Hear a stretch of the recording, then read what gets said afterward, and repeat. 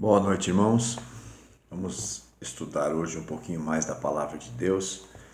Vamos encontrar Jesus Cristo falando sobre João Batista, a narrativa também desse personagem, desta pessoa que tinha uma proximidade muito grande com o próprio Senhor Jesus, proximidade esta até familiar, não é? Então nós vamos hoje meditar um pouquinho sobre o que a Bíblia fala sobre João Batista, sobre o que Jesus declara sobre ele, sobre este homem que foi chamado para ser aquele que seria o anunciador, chamado o heraldo do Messias, aquele que prepararia todo o terreno, prepararia o povo de Israel para receber o Messias que estava por chegar. Então, nós vamos falar um pouquinho sobre ele, algumas verdades que estão claras, algumas lições que vamos aprender com este homem. Homem que, em meio a esta crise, enfrentou uma grande crise, por conta de ser um seguidor, um anunciador do próprio Cristo Jesus, o Messias, e enfrentou muita oposição, mesmo assim não se calou, mesmo assim permaneceu fiel à sua fé, ao seu Deus. É isso que nós vamos meditar nesta noite. Vamos então falar um pouquinho dele. Foi um verdadeiro profeta de Deus. Foi enviado mais ou menos 500 anos depois de Malaquias, que foi a última voz profética do Antigo Testamento. O próprio livro de Malaquias profetizou sobre aquele que viria e prepararia o caminho de Jesus. Vamos ver então em Malaquias, capítulo de número 3, o último livro do Velho Testamento. Depois tem um hiato de mais de 400 anos, onde a voz profética cessa, o Senhor não fala absolutamente nada.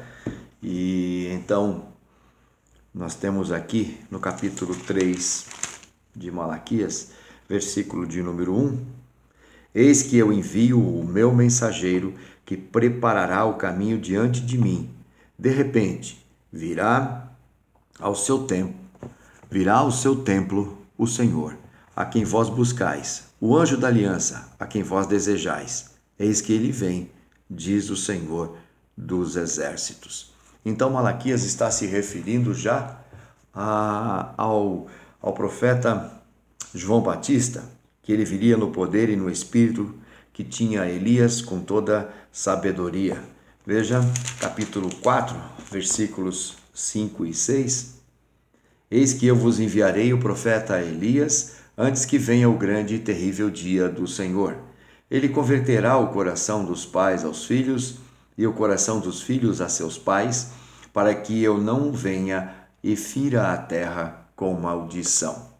O que ele está dizendo é que o profeta João Batista viria, o último dos profetas também, antes da chegada do próprio Messias, toda a revelação encarnada em Cristo Jesus da parte de Deus. Então, João Batista viria no espírito, no mesmo e com o mesmo espírito que tinha Elias, no espírito e no poder. Então, João Batista é esse homem. Uma figura que parece meio obscura. O seu ministério é bastante curto, dura realmente muito pouco. A sua evidência e a sua narrativa na própria palavra revelada é pequena, mas o seu ministério é muito grande. João Batista nasceu numa família sacerdotal. Sua mãe era descendente direta de Arão e seu pai Zacarias era sacerdote que servia no templo de Jerusalém. Então, por certo, ele conhecia toda esta lei, este cerimonial, todo o culto que apontava para a vinda do Messias. Ele cresceu numa região bastante montanhosa, uma região bastante cheia de desertos, estava, portanto, familiarizado com aquela região onde vivia e foi de onde ele realmente surgiu. O início do seu ministério público se deu em 26 a.C., ano em que Jesus também estava iniciando o seu ministério público. Lucas capítulo de número 3, agora indo para os evangelhos, nós vamos encontrar em Lucas capítulo 3, versículos 1 e 2, Lucas 3, 1 e 2, no 15º ano do reinado de Tibério César, sendo Pôncio Pilatos governador da Judéia, Herodes tetrarca da Galiléia, seu irmão Filipe tetrarca da região de Itureia e Traconites, e Lisânias, tetrarca de Abilene, sendo sumo sacerdote Anás e Caifás, veio a palavra de Deus a João, filho de Zacarias, no deserto. Agora, então, ele estava iniciando o seu ministério público. Ele percorreu toda a circunvizinhança do Jordão, pregando batismo de arrependimento para a remissão de pecados, conforme está escrito no livro das palavras do profeta Isaías: voz do que clama no deserto, preparai o caminho do Senhor, endireitai as suas veredas. Todo o vale será aterrado e nivelado, todos os montes e outeiros. Os caminhos tortuosos serão retificados e os escabrosos aplanados, e toda a carne verá a salvação de Deus. Isso já estava profetizado em Isaías acerca do servo do profeta Elias, João Batista, que vinha no mesmo espírito de Elias. Então ele se encontrava no deserto, quando a palavra do Senhor veio até ele, e ele então foi comissionado. Ele trazia palavras de convocação ao arrependimento. Ele era aquele que falava a crentes. É exatamente isso. O batismo, até o batismo de João Batista, está relacionado ao arrependimento dirigido para crentes. O povo judeu, não podemos nos esquecer, Israel, era a nação de Deus, era a igreja no Velho Testamento. E agora João Batista vem para eles, anunciando a necessidade de se batizarem. Batismo de arrependimento, de deixar os seus maus caminhos e voltar-se para o Senhor. O próprio batismo de Jesus Cristo, conforme se cumpriu Jesus cumprindo toda a lei, o batismo que João ministrou a Jesus Cristo era esse batismo de arrependimento. Não era o sinal de entrada no pacto da graça como temos hoje nos dias de hoje. Convém lembrar que esse batismo, alguns crentes gostam de dizer que querem ser batizados por imersão, porque na verdade é o batismo que Cristo recebeu. Há um duplo equívoco aí. João Batista batizava por efusão. Ele tinha uma cuia pregada a um braço longo, no qual a pessoa entrava até a cintura dentro da água. Ele então colhia a água com a cuia e jogava sobre a cabeça. Era um misto entre efusão, aspersão e imersão. A pessoa não chegava a mergulhar na água, entrava com água até a cintura, e a água era jogada apenas sobre sua cabeça. E esse batismo, feito no Jordão, onde ele batizava as pessoas, era um batismo de arrependimento, de preparação para a recepção do Messias, de arrependimento onde eles estavam se convertendo novamente ao Senhor e voltando a buscar seus caminhos e seus preceitos. Veja, ele trazia palavras de arrependimento, de uma convocação ao arrependimento. Ele fez isso ao clero para que eles mostrassem sinceridade. Pregou contra os sacerdotes que roubavam, que desviavam, desvirtuavam o povo. Pregou também ao povo que dividissem com os pobres, que não tivessem usura, que tivessem amor uns para com os outros. Se dirigiu aos cobradores de impostos que cobrassem aquilo apenas que era justo de ser cobrado. Dirigiu-se aos soldados para que não extorquissem dinheiro, não acusassem falsamente, se contentassem com seus soldos, com seus salários. Dirigiu-se a governantes, como por exemplo repreendeu Herodes Antipas por ter se casado com a esposa de seu meio-irmão. Então, ele anunciou o arrependimento para todo tipo de classe social. Falava também que o reino de Deus, o reino dos céus, estava próximo, estava chegando. Por quê? Porque Cristo Jesus estava iniciando também, paralelamente, o seu ministério público e logo seria anunciado em todos os cantos de Israel. Suas roupas, sua alimentação, mostrava a todos a sua rejeição pelo luxo, pela vida fútil que muitos ali naqueles dias levavam.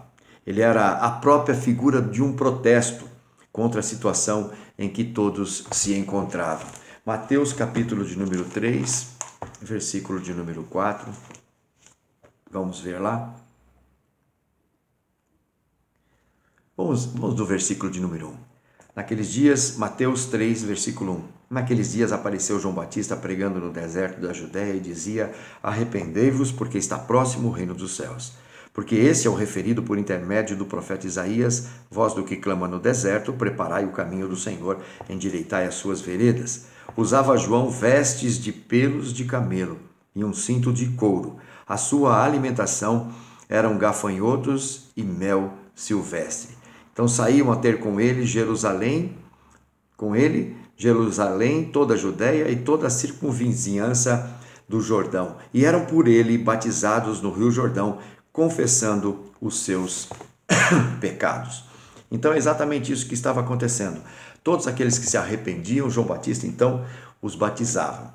Quando perguntado se ele era o Messias, a sua resposta foi essa. Veja Lucas capítulo de número 3 também, voltando lá para o texto de Lucas, no capítulo de número 3, agora os versos de número 15 e 16, perguntaram para ele se ele seria o Messias, estando todo o povo na expectativa e discorrendo todos no seu íntimo a respeito de João, se não seria ele, porventura, o próprio Cristo.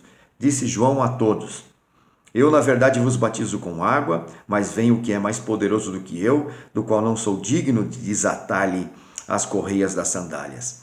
Ele vos batizará com o Espírito Santo e com fogo. Ele dizia, ele sabia exatamente quem era e qual era o seu ministério. Então é exatamente assim, jovem de 30 anos, 6 meses mais velho apenas do que Jesus, uma vida inteira dedicada à preparação daquilo que faria por ele Jesus Cristo, o seu Senhor, e de certo ele deve ter ouvido várias vezes de sua mãe tudo que o anjo dissera a ela e ao seu pai sobre sua missão. Era parente, primo de Jesus Cristo, mas não há nenhum relato de convivência entre eles em tempos anteriores a esse encontro que tiveram. Então, veja, eles eram parentes de sangue, de mesma família, por parte de Maria, mas não tinham convivência. Sempre houve muita convicção em João de tudo que Jesus era e tudo que ele faria. O mesmo João chamou Jesus Cristo de o Cordeiro de Deus que tira o pecado do mundo. Eis aí o Cordeiro de Deus quando Cristo veio para ser batizado. E seus discípulos deveriam segui-lo. Ele fala isso aos seus discípulos. Mas quando ele esteve preso, entrou em grande depressão. Por conta da sua prisão, foi então acometido destas dúvidas e ele enviou seus discípulos a Jesus para tirar tais dúvidas. Mateus capítulo 11, veja, não que ele tenha vacilado na fé, mas as circunstâncias, as situações em que ele estava atravessando deixaram ele com bastante apreensão. Um homem consciente do seu ministério queria ter absoluta certeza, talvez ele morresse. E se Cristo não fosse o Messias, como ele cumpriria o seu ministério preso agora? Veja nos versículos de 2 a 5 do capítulo de número 11 de Mateus. Quando João ouviu no cárcere falar das obras de Cristo, mandou por seus discípulos perguntar-lhe: és tu aquele que estava para vir, ou havemos de esperar outro?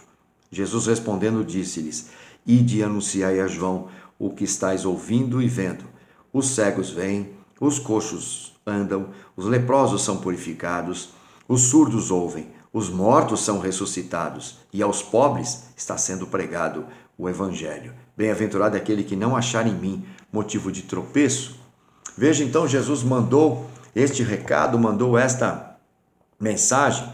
Ele estava preso porque denunciou os pecados de Herodes. Ele sabia que só o Messias poderia realizar tais sinais, tais milagres. Isso ele já havia aprendido desde o Velho Testamento. O que talvez João não estivesse entendendo naquele momento era porque estava ali agora impedido de falar livremente. Acostumado com a liberdade das montanhas, do deserto, ele pressentia o seu fim e por conta disso quis ter certeza absoluta que fez tudo o que tinha a fazer. Veja, essa dúvida é gerada também por uma consciência de responsabilidade muito grande que tinha e que sempre teve João Batista. Se porventura Jesus ainda não fosse o Messias, como é que ele conseguiria desenvolver sua missão ali preso? Jesus, então, sabendo de tudo isso, conhecendo o seu coração, ele então fala dos sinais, pede para que os discípulos os discípulos de João Batista digam a ele de tudo aquilo que estava acontecendo, da operação de milagres, dos sinais, de tudo aquilo que vimos aqui narrado na palavra de Deus, para que ele pudesse ter a certeza de que Jesus Cristo era realmente o Messias. E ele fecha essas palavras com um testemunho sobre João, que ultrapassa os limites de nosso tempo.